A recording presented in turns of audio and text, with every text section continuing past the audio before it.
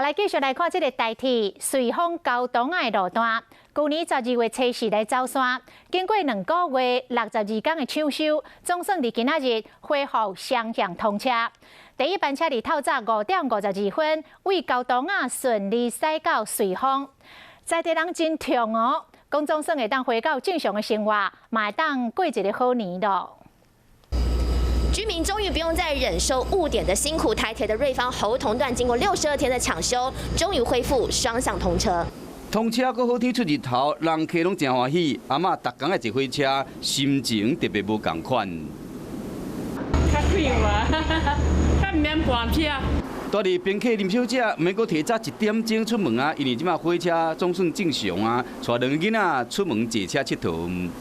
坐火车的话，可以节省大概半个小时以上的时间啦。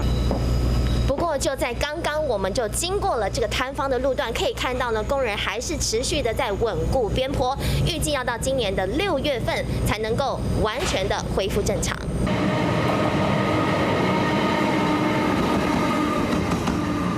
赶伫2月初3过年前通车，头一班是水矿山厝的区间车，伫透早5点52分进入高东站，随着经抢通的西正线，伫5点58分顺利入去到瑞丰站。沿途有经过崩山的路段，火车有驶较慢，崩起的所在想要恢复原貌，还佫相当的时间。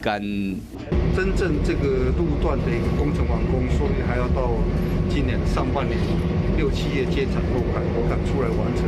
62天的抢修工程真正无简单，经过4摆低温、落几10天的大雨，愈做是愈困难。不过关难过，关过，一切拍拼。